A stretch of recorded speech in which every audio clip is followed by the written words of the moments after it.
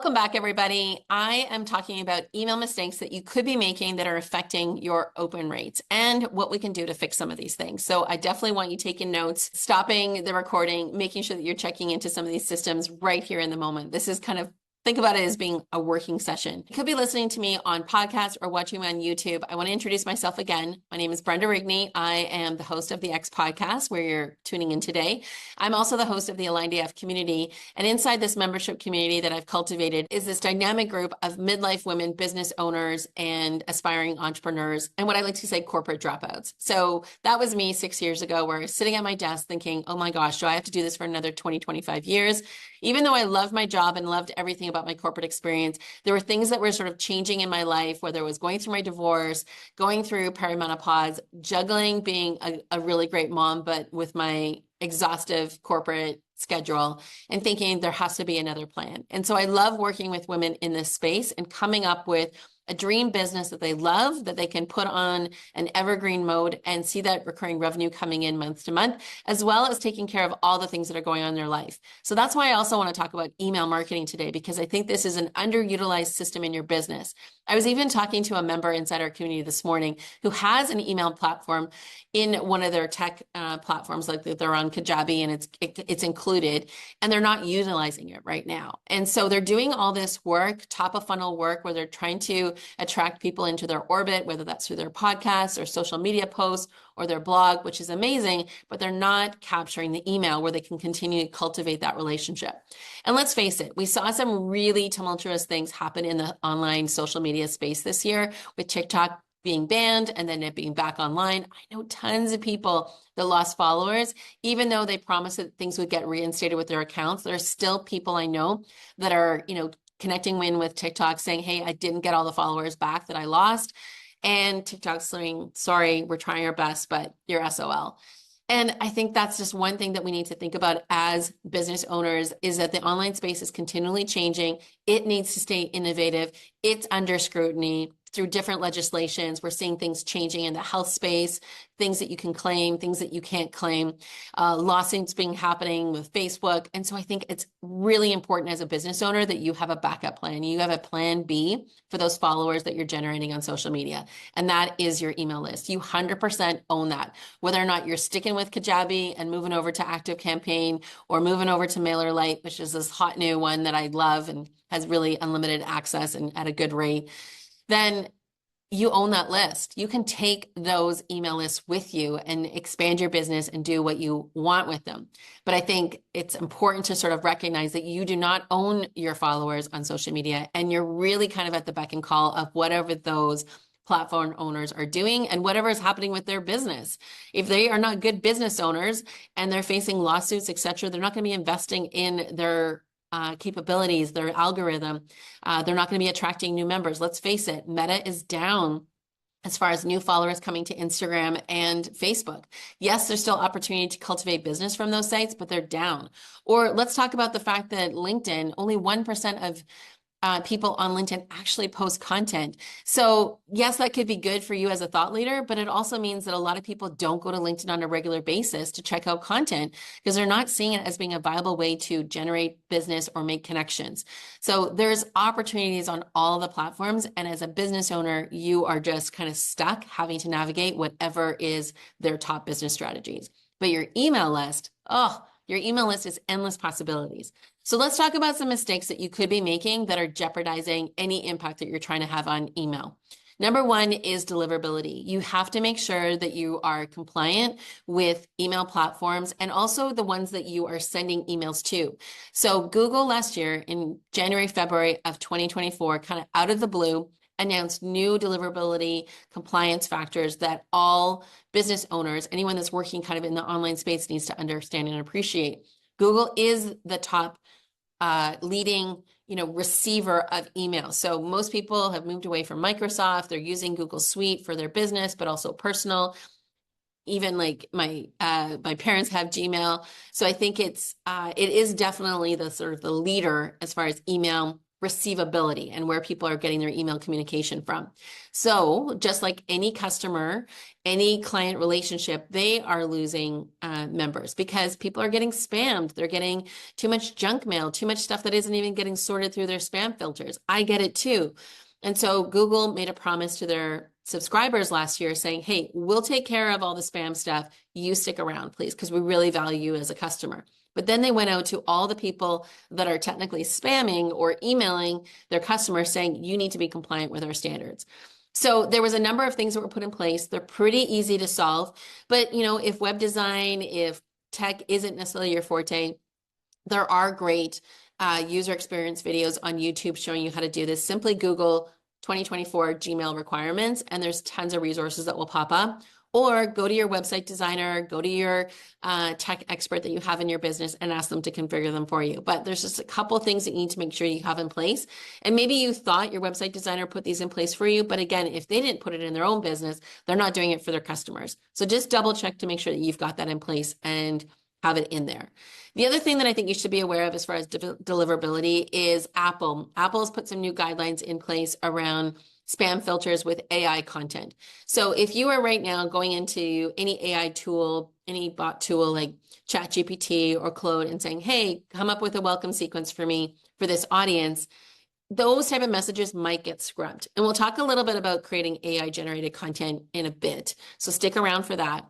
But I think if you are customizing the AI content and really making sure it's unique to you and your brand, chances are it won't get stopped by Apple. And Apple will make sure that their clients are getting your content. It's more the 100% AI generated content, images, visuals, music, audio that are causing a little bit of problems for email providers. The other two factors that I think are really important to stress about deliverability is number one, making sure that you're getting to the point on whatever campaign you're sending out to your audience. We don't want to see people bouncing from your messages. And it's just something that we have to be aware of in this sort of tight consumption way of living that we're in now, where it's like everyone is used to TikTok videos that are 4 seconds long. It's the same thing with readability. If your email messages aren't getting to the point within, say, the first 8 seconds that your reader jumps into your email, you end up getting more of like a higher bounce rate. Like it doesn't even sort of show that they've actually like opened it. And so they could be clicking on something, bouncing because it's just not landing quickly for them. Or it's that sort of bait and switch where, you know, you said one thing in the subject header and then it's something completely different in the email body of the message. So being aware that your readers, so just being aware that your readers' consumption has gone down. They're maybe less intrigued around reading the whole email message, and they're more important about, okay, well, what's this message about? You've hooked me in, great, because I've opened it. But now, like, what's the call to action that I need to do? Do I need to click on something? Do I need to attend something?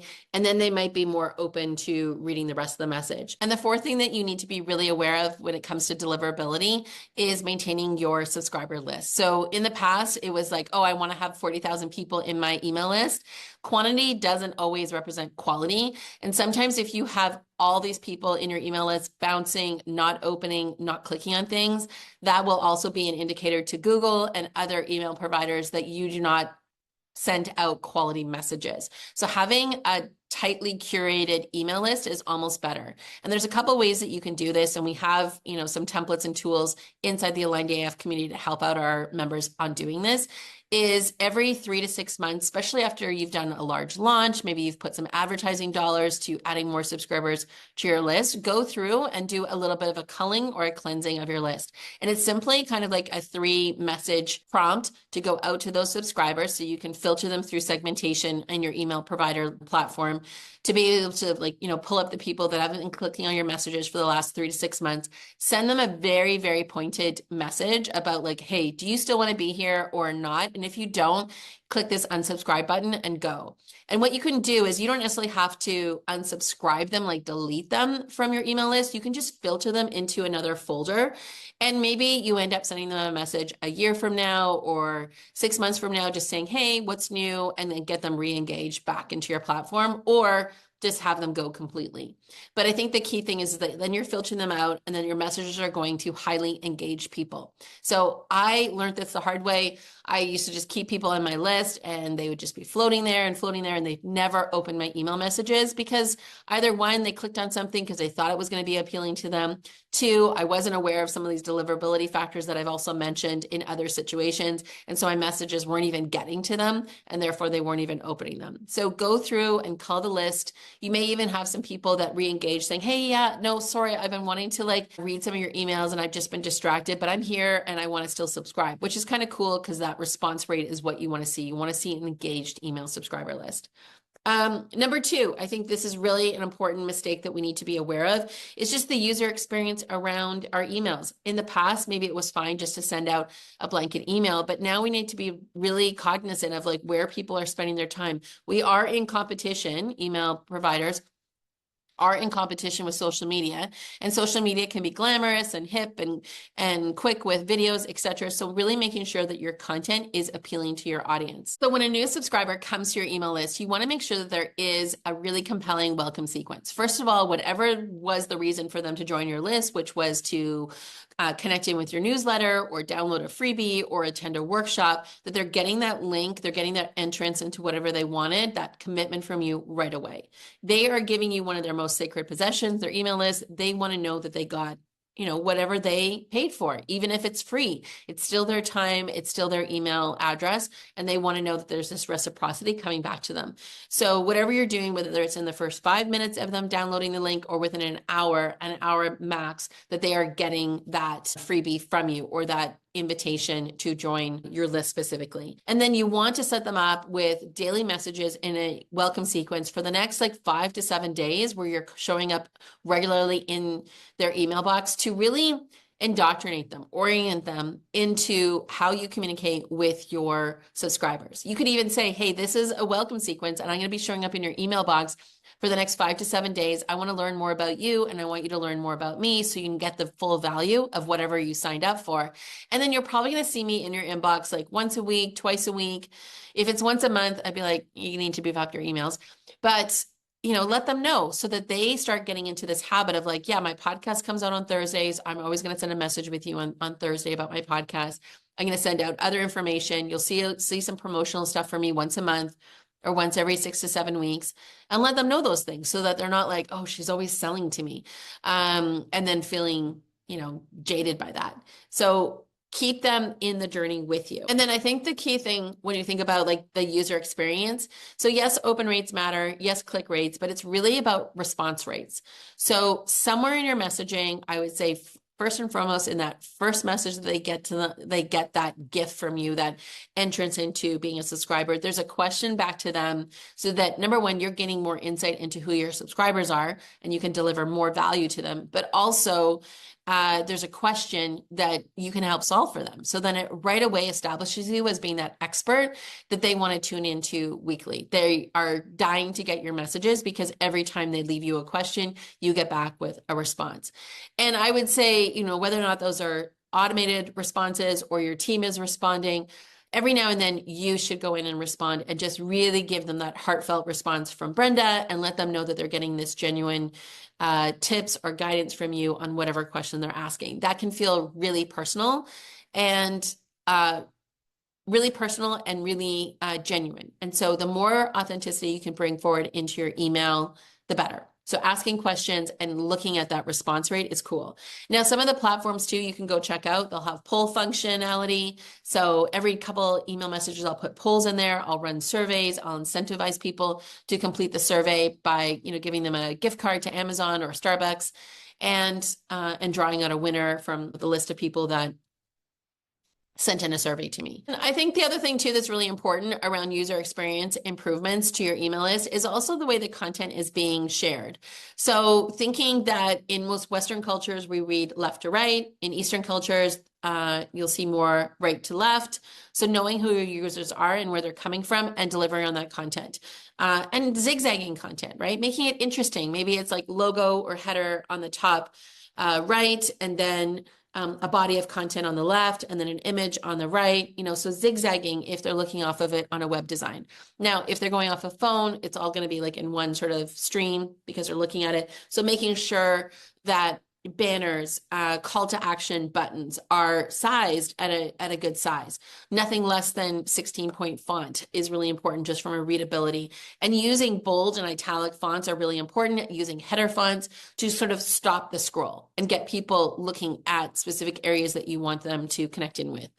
And if there's a link to something to sign up for, check out your offer, have it multiple times on the screen so that people aren't having to like sort through all this text or images to try and find that call to action button. I see sometimes emails like it's way at the bottom or it's in the middle, and then I'm like, oh, now I got to go back and try and find it. And if it's small and if it's in a non-pop off color, that's why I always say call to action buttons need to be even not on brand. Like, if your brands are more softer colors like pinks or peaches, then have like a lime green call to action button, which I know looks obnoxious, but that's the whole idea. It's a call to action button and you want people to take action. You don't necessarily want your button that is going to generate revenue for you blending in with all your color theme.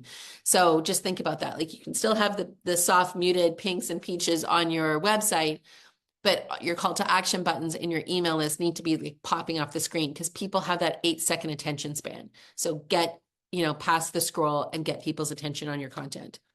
Some good brands out there that I would say look at and even follow just to see. I think Lululemon's doing a really good job with some of their stuff. You can look at Tracksmith. They're a running company and they're doing some really great work around storytelling. Reallygoodemails.com is a great website to see, okay, what emails are winning and who people are voting for. And you can get some inspiration ideas there. Okay, my third email mistake that I see email providers missing out on is automating the relationship. So a lot of the things I just talked about as far as the user experience can be automated. You don't have to be doing this full time.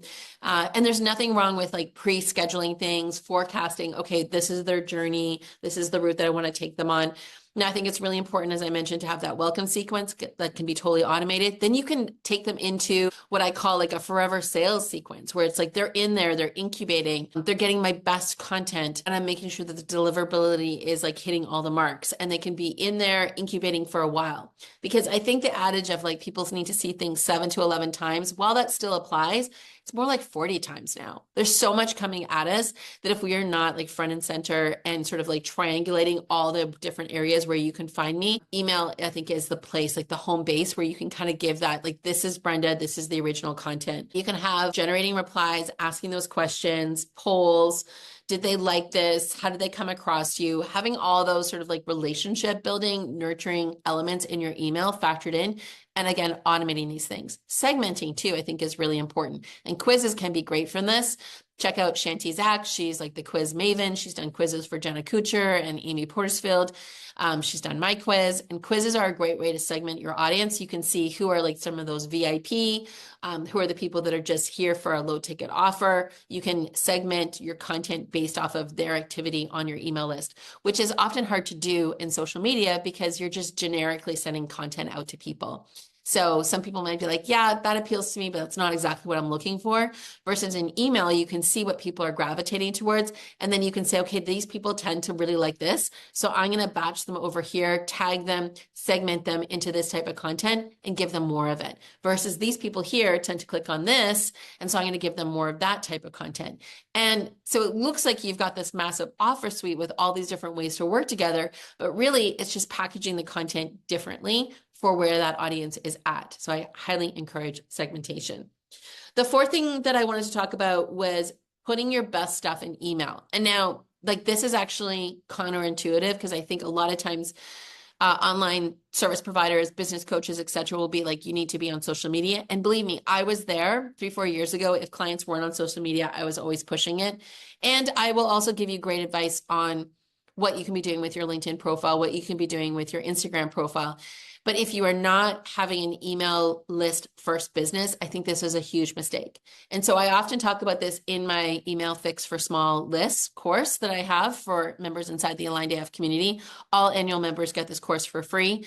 If you're a monthly paid member, there's a nominal cost. I think it's $47 to buy this course on top of your membership cost. So it's way more affordable to sign up as an annual member and then get these courses for free. And what I mean by that is generating your email content first and then having that go out to the different social media platforms. How I do that is I actually record YouTube videos. So YouTube is the starting piece of content where I'm here today. Then I take the transcript from this YouTube and I create my emails, I create my social media posts. I might decide one day to launch a blog, which is another evergreen form of content, and I'll have content on there that helps support it. But it starts with YouTube and then it goes to my email list and then it goes out to the other social media platforms. And it's a great way to save time. I batch my content production to like one day a week, and I have all these things like automated and they go out in different times. I first have my email list, check out my YouTube, then I'll get new subscribers or new followers to check it out. So it's all been sort of like predetermined and automated, but it saves me so much time. But having an email list business, I think, or having an email first business, there's lots of great advantages too, because you can say to people, hey, if you're subscribing to my email list, you'll hear about this offer first before people on social media. You'll hear about this offer first before this group over here. If you are subscribing to this, but then unsubscribe to something else, you're going to get this information first and foremost. So I do that a lot. I tend to launch things first to my community membership because these are people that are really vested in my content and what my offers are all about. Then I'll go to my email list. This is the secondary group, and then I'll share it on social media. So social media has now taken really a backseat to my overall content strategy. It's probably the last place that I think of posting. Although a lot of people will say to me, wow, how do you have great social media content. How do you keep up with it? I'm like, I focus on my email list first, and then I create content to service that list. I focus on my community first to service that community. And then whatever's kind of like left over as far as time, it usually gets generated through AI content. So let's talk about AI content too, because I think if we're putting our best content forward, we can utilize systems like Claude or Perplexity or ChatGPT to help us create the best content. But there's a couple of things that I think are really important when you go into an AI bot content generation tool. We're not just going in there and saying, okay, I need you to create a seven email week welcome sequence for my freebie. You're actually uploading your brand content, the way you speak, the way you act, maybe giving it samples. Like that's why I love also doing YouTube, because I can take the transcript of this, everything that I'm saying, how I'm talking, the cliches, the euphemisms, like the adages that I put in there, the inflection in my tone and voice, etc., can get translated into those AI bot tools to say, now create a welcome sequence based off of the last like 10 video transcripts that I've shared with you about who I am, what I'm about, what I offer my audience. So it can be really helpful that way. So uploading, and then also teaching the AI tool. Like if they generate something for you, give it feedback. Like that was awesome. I really like this. Your tone, your style of writing is exactly how I would write something. Or give it feedback like, no, actually, I think you're kind of off the mark here. This isn't something that I would say. I'd like it to read more like a sixth grader, that a sixth grader would understand. Can you go back and redo it? And it will say, thank you. Thank you for informing me. Thank you for giving me feedback. Thank you for guiding me on, what you want and what your intentions are. I think that's really important to have a relationship with your AI bot. Some people I know out there, some colleagues I have actually name their AI bot. Like if you have Claude, you can still call it Claude, but they call ChatGPT Janice or whomever, just to have that personal relationship with it. And I know it sounds kind of weird and funny. Like we've had movies about this, like Joaquin Phoenix, etc. But I think it's a great way to make sure that the content that's getting produced is an extension of you, is an extension of your business and your brand. And what I was saying earlier, it might help you also not get flagged by, say, Apple with AI writing tools. Now, are those systems, those detectors going to get savvier? Yes, but then it'll all keep up pace, right? So Claude will get better. They've already just iterated a new version of Claude that just came in a couple months ago. So all those systems will just get better and better and primed. And if you are, again, giving it feedback, uploading great examples of your brand voice, your style of writing, your style of speaking, it's just going to get better for you. Will your subscribers know? They might, but I think at the end of the day, if you are just in this cadence of email first business, just like social media, they're going to know that it's you, it's your authentic voice, it's everything that you stand for. And the content's going to feel like beneficial for them because it's just what they were looking for. It's why they gave you their email address. So as I wrap up this episode today, I think some of the key points that I really want to stress is we want to design an email first business. Email needs to be the center, the core of your content strategy when you're thinking about marketing yourself, growing your lists, converting more sales. How can you be using email? And email is actually kind of like the linchpin to having that evergreen business.